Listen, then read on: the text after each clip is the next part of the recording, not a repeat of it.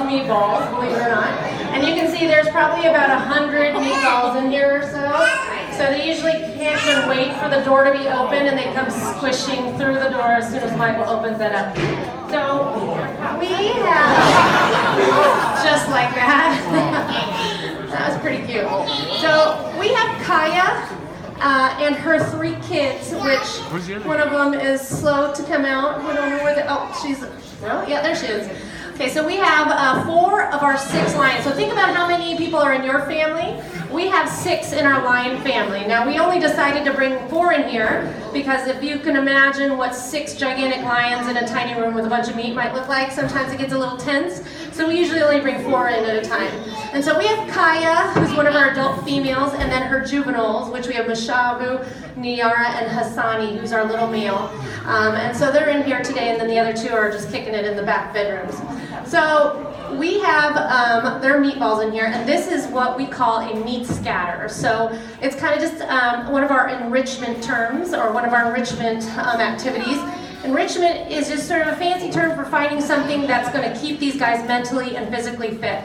So it's something we do on a daily basis, and it's one of my most favorite parts about being a zookeeper is figuring out different ways to keep these animals active. You can see they're using their body, they're having to use their sense of smell, their eyesight, they're working around each other, all to find these meatballs.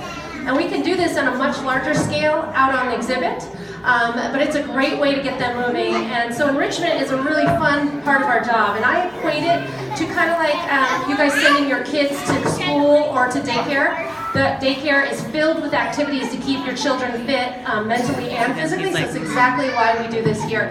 Training is another great way to do that. We train with all of our animals just about every day, and it is an awesome way for us to really get a nice bond with these animals. It's super important that we have that bond. It's very important that they trust us.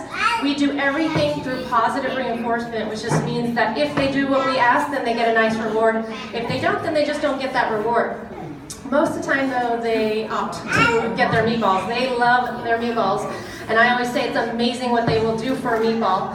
We train them all sorts of different behaviors, teach them all sorts of things that help us take care of them better. So Kaya was kind of showing you a nice up behavior. There's another one over there, but you can see her belly really well. That's a nice part of the body that we just don't normally get to see. Especially when she was pregnant, we could see her little baby belly starting to form. Oh, she's gonna get it. Good job, Kaya. It's amazing what they'll do for a meatball, right? And every one of these guys will line up along the mesh and allow us to give them their vaccinations. So they get a lot of the same vaccinations that your house cats do at home, and they'll line right up and let us give it to them voluntarily in that back thigh muscle. They also let us draw blood from their tail and from their legs. So all these cats will do that as well, which is pretty amazing, and that's all just for their daily meat diet. Now we do everything through protected contact, which means there's always a barrier like this between us and them at all times. We also do really awesome fun sessions where there's no meat involved at all, and we'll just try to encourage their really natural instincts like pouncing and stalking. So we have toys that, we have a little ducky, a little pretend ducky on a stick, and we'll run it across the back hallway, and then we'll chase it all the way down the hallway, or even just a big piece of paper, kind of like your big teaser or your teaser toys for your cats at home.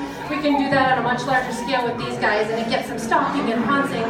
So we never forget that they are wild animals. They have all their teeth and all their claws, and that's actually why we do a lot of these sessions, because we want to encourage those really natural behaviors like stalking and pouncing on these things. So, but again, we do everything through protected contact to keep us safe and to keep them safe.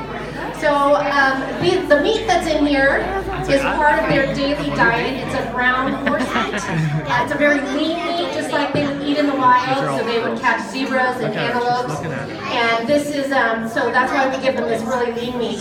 We feed them on a fast and gorge schedule. So 2 times out of the week they get a gigantic amount of food, and then the rest of the week they get hardly anything. And this allows them to eat very much more like they would in the wild. So they would catch a zebra, gorge on it, and then not eat again for many days. And just to give you an idea of how much they eat, our adult females here eat about 10 to 15 pounds on a big feed day, and our adult male, who weighs about 550 pounds, he eats about 30 pounds of meat in one day. And if you had to eat the same amount as him, so to put it in perspective of something you might understand, you would have to eat 120 quarter-pound hamburgers to eat as much as Zawadi Mumu. So that's a lot of meat. I think they are about done, so I think we can let them out, but I think they deserve a big round of applause for finding all their meatballs. There's two left. So Michael's going to let them out, and then he's going to call them into the back bedroom and give them a reward for leaving, because sometimes they don't want to leave. So they're getting the hang of it now. They know that they get a treat for leaving also.